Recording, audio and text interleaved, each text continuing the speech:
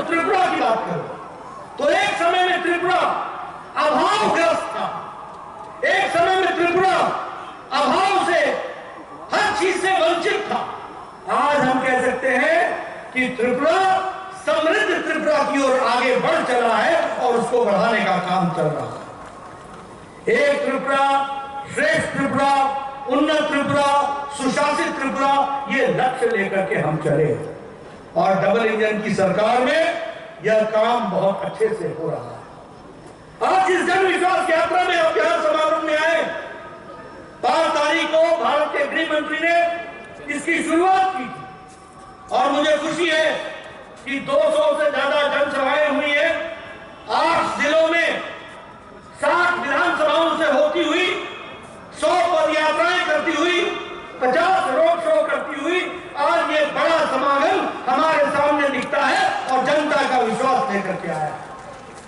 मित्रों, मैं आपकी तालियों की आवाज से पहचान लेता हूं कि आपने तय कर लिया है एक बार भाजपा, बार बार भाजपा, ये आपने तय कर लिया और इसलिए आप उस ओर अपने आप को अग्रसर करने में पूरी ताकत लगा रहे हैं। मित्रों, मैं यहां एक बात और बताना चाहता हूं। आज हम आपको जानकर खुशी हो, ये कोरोना का संकट आया, ये यूक्रेन का युद्ध आया, ये पावर सप्लाई की चेन व्याधित हुई, बाधा पहुंची इसमें। इसके बावजूद भी मोदी जी के नेतृत्व में भारत की अर्थव्यवस्था मुसीबत में भी तीव्र गति से आगे बढ़ती चली और आपको जानकर खुशी होगी कि जिन अंग्रेजों ने, ब्रिटानिया ने भारत को 200 साल तक राज किया, उस ब्रिटानिया को पछाड़ते हुए भारत आज दुनिया की 5वें नंबर की अर्थव्यवस्था बन गई है और हम 5वें नंबर पर पहुंच गए। अगर मैं बात करूं ऑप्टिकल फाइबर की, गांव गांव में ऑप्टिकल फाइबर के माध्यम से ब्रॉडबैंड पहुंचाया जा रहा है। यह इंटरनेट का जमाना है और इंटरनेट के जमाने की बात अगर मैं करूं तो 2014 में ऑप्टिकल फाइबर 340 किलोमीटर बिछा था। आज भारत में 2,80,000 किलोमीटर ऑप्टिकल फाइबर बिछ गया है और गांव गांव में, पंचायत में ऑप्टिकल फाइबर के माध्यम से इंटरनेट की व्यवस्था की जा रही है। एक नया आयाम, एक नई सोच देश को आगे बढ़ाने के लिए नए कीर्तिमान कर रहे हैं। मित्रों, आपको जानकर आश्चर्य होगा, भारत 2014 में 92%, 92% मोबाइल बाहर से इंपोर्ट करता था, बाहर से लाता था। आज आपको जानकर खुशी होगी कि भारत मोबाइल बनाने में दुनिया में दूसरे नंबर पर खड़ा है और 97% मोबाइल भारत में बन रहा है।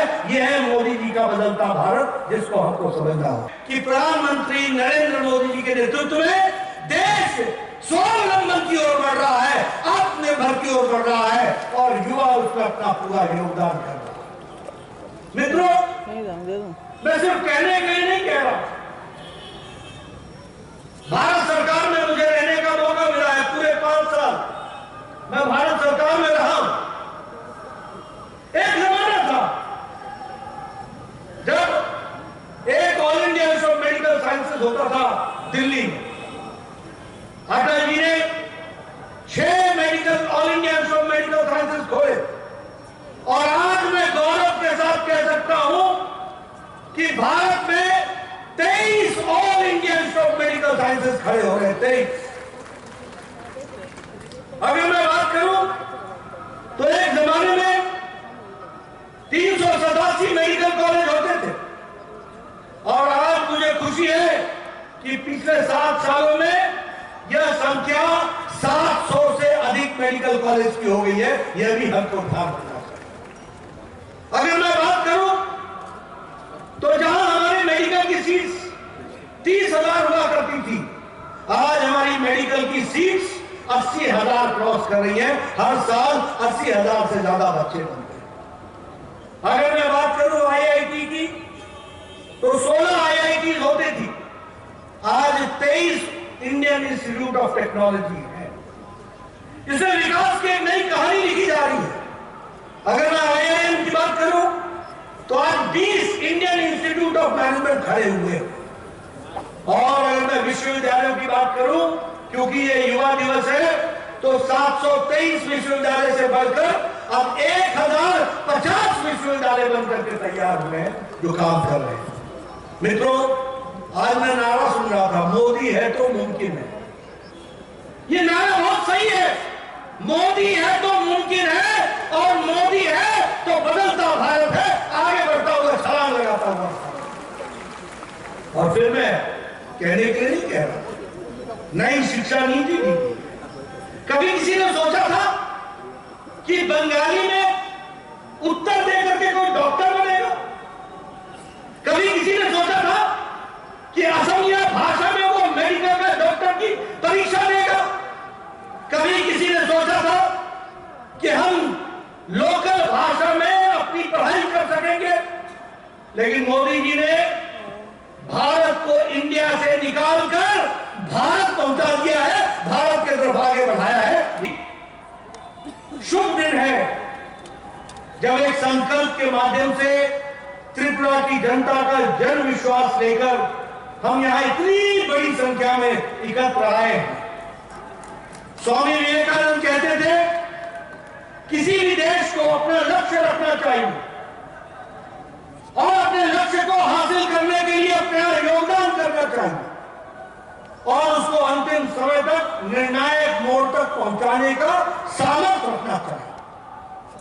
और उन्होंने कहा था कि भारत स्वाभिमानी देश के रूप में स्वावलंबन के साथ यह आगे बढ़ेगा और स्वावलंबन की तरफ हमको आगे बढ़ना। मुझे आज खुशी है कि जब हम युवा दिवस मना रहे हैं तो भारत मोदी जी के नेतृत्व में और भारत का युवा सेल्फ रिलायंस स्वावलंबन की ओर अग्रसर हो रहा है और आत्मनिर्भरता के दृष्टि से आगे बढ़ रहा है। और आदरणीय प्रधानमंत्री जी के नेतृत्व में चाहे युवाओं का प्रशिक्षण हो, चाहे युवाओं को आगे लाने की बात हो, चाहे युवाओं के लिए स्टार्टअप्स हो, और चाहे भारत को स्वावलंबन बनाने के लिए कोई भी कदम उठाना हो, हम जब से काम कर रहे हैं। कांग्रेसों के दौरान रेगा, जिसको जो मनरेगा होती थी, उस मनरेगा में भ्रष्टाचार ही भ्रष्टाचार। सारे लोग, अफसर से लेकर के कर्मचारी से लेकर साधारण व्यक्ति, भ्रष्टाचार नहीं होता था। लेकिन जब से हमारी सरकार आई है, हमारा डिजिटल ट्रांजैक्शन हो गया है। अब मनरेगा का पैसा सीधा उस किसान के खाते में जाता है, उस गरीब व्यक्ति के खाते में जाता है और बीच में से बिचौलिया गायब हो गया। इसलिए अगर मैं विकास की कहानी कहूं और पीडीएस की बात करूं तो कम्युनिस्टों के जमाने में सिर्फ चावल मिलता था, आटा मिलता था, केरोसिन ऑयल मिलता था और नमक मिलता था। आज मानिक साहब की सरकार में और पहले विप्लव देव की सरकार में पीडीएस में आपको चीनी भी मिलता है, मसूर दाल भी मिलती है, चाय भी मिलती है, सोयाबीन भी मिलता है, चावल भी मिलता है, आटा भी मिलता है, केरोसिन भी मिलता है, नमक भी मिलता है और आने वाले समय में सरसों का तेल भी मिलेगा और मसाले भी मिलेंगे। ये आपको याद रखना है। ये बदलता त्रिपुरा, ये बदलता। आज विकास की नई कहानी लिखी जा रही है। ये जन विश्वास यात्रा में ऐसे नहीं आए। आप बताइए, कोई भी कांग्रेस नेता या कांग्रेस नेता कितनी देर खड़ा होकर अपनी सरकार के कारनामे गिना सकता है क्या? गिना सकता है क्या? गिना सकता है क्या? ये गिना सकते हैं भ्रष्टाचार, कमीशन, स्कैंडल, भ्रष्टाचार के नए नमूने। इसमें ये ट्यूशन भी दे सकते हैं आप, महारत हासिल है, यही धंधा है इनका। आप बताइए, ऐसे लोगों को सरकार में आने देना है क्या? आने देना है क्या? मैं पीछे से सुनना चाहता हूं, ऐसे लोगों को सरकार में आने देना है क्या? मित्रों, इसलिए मैं आपको अपील करने आया हूं। सीपीएम की सरकार मतलब हड़ताल, सीपीएम की सरकार मतलब नारेबाजी, सीपीएम की सरकार यानी एम्प्लॉय के द्वारा एम्प्लॉय से लेवी लेना, सीपीएम की सरकार मतलब महिला चंदा इकट्ठा करना, सीपीएम की सरकार इसका मतलब राजनीतिक दृष्टि से लोगों को समाप्त करना, सीपीएम की सरकार इसका मतलब घर में घुसकर अपने विरोधियों की जीवन लीला समाप्त करना, ये होता था सीपीएम की सरकार। और बीजेपी की सरकार मतलब हाईवे, बीजेपी की सरकार मतलब इंटरनेट, बीजेपी की सरकार मतलब रेलवे, बीजेपी की सरकार मतलब एयरवे, बीजेपी की सरकार यानी हॉस्पिटल, बीजेपी की सरकार मतलब भ्रष्टाचार मुक्त और विकास युक्त सरकार, ये हमको समझना। मित्रों, मैं आपसे ये बताना चाहता हूँ, कम्युनिस्टों के दौरान लॉ एंड ऑर्डर की स्थिति दुर्दशा क्या, आप बताइए, आगजनी होती थी कि नहीं होती थी? सीपीएम के कार्यकर्ता आगजनी करते थे नहीं करते थे? करते थे नहीं करते थे? अपने विरोधियों की जान लेते थे नहीं लेते थे? मैं खुशी के साथ और दावे के साथ ये कह सकता हूं, जब से विप्लव देव और भारतीय मानिक से साथ की सरकार आई है, एक भी पॉलिटिकल मर्डर त्रिपुरा की धरती पर नहीं हुआ है, ये मैं कह सकता हूं, एक भी पॉलिटिकल। आपको इलाज के लिए प्रदेश से बाहर जाना पड़ता, आज आपका इलाज प्रदेश में। अगर मैं बात करूं तो कांग्रेस के जमाने में टी गार्डन्स के लोगों की हालत खराब। आज टी गार्डन्स के दृष्टि से देखा जाए तो मानिक साहब की सरकार ने दुगनी उनकी चिंता की है और उनकी आमदनी को भी दुगना करने का काम किया है, आपको याद रखना चाहिए। अगर मैं बात करूं ऑटोमोबाइल इंडस्ट्री में, ऑटोमोबाइल में, तो भारत अब तीसरे नंबर पर खड़ा है। हमसे आगे सिर्फ दो देश रह गए हैं, अमेरिका और चाइना। हम जापान को भी पछाड़ कर भारत ऑटोमोबाइल में भी सबसे आगे खड़ा हो गया है, ये भी हमको समझना है। मैं यहां ये भी आपको बताना चाहता हूं कि दवाई के दृष्टि से सबसे सस्ती और सबसे अच्छी दवा बनाने की फार्मेसी भारत बन गई है और दुनिया में प्रगतिशील देशों को सस्ती दवा देने में भारत आगे बढ़ा है और उसके साथ साथ 138% हमारा बाहर का व्यापार बढ़ गया है। अगर मैं केमिकल्स की बात करूं तो हमारा 106% एक्सपोर्ट बढ़ गया है।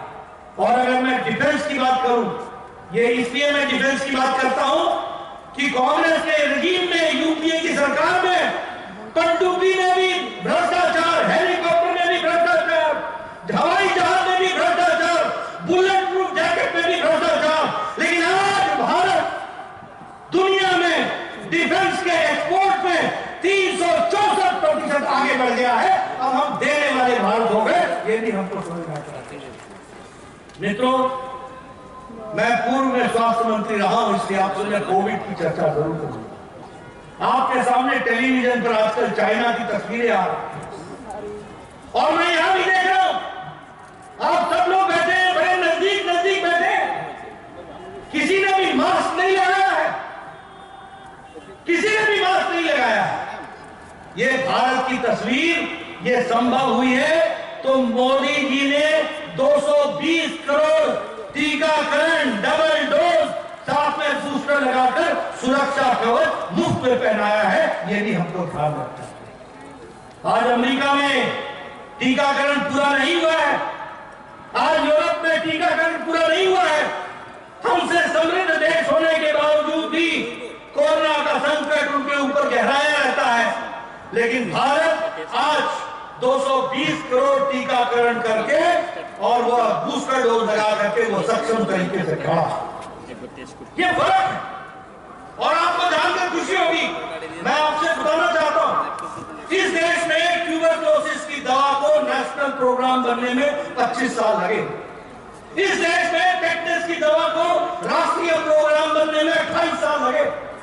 इस देश में चेचक की दवा को आने में 30 साल लगे। इस देश में, अपने देश में जापानी बुखार की दवा को आने में 100 साल लगे। 1906 में दवा जापान में बन गई थी और 2006 में भारत में आई। इस देश में पोलियो की दवा को प्रोग्राम बनने में 28 साल लग गए लेकिन कोरोना 2020 की जनवरी में आया था। मोदी जी ने टास्क फोर्स 20 अप्रैल को बैठाया था और 9 महीने के अंदर मोदी जी के नेतृत्व में भारत ने एक नहीं 2 टीके बना करके दिए। না রে, রেজিস্ট্রি করে বিয়ে করব। গয়নাগাটি কিছু হবে না রে। দিদিকে আর কত চাপ দেব বল? দিদি আমার জন্য অনেক কিছু করেছে। আর না। রুমি, এই আই রুমি, তোর সাথে পরে কথা বলছি, রাখছি। দেখ তো পছন্দ হয়েছে কিনা। চল ড্রেসিং টেবিলে চল।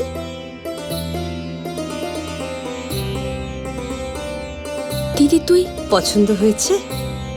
তুই নিজে বিয়ে করলি না, আমায় লেখাপড়া শেখালি, আজ বিয়ে দিচ্ছিস, মা বাবার কোনো অভাব রাখিসনি, আজ এভাবে সাজাচ্ছিস কেন?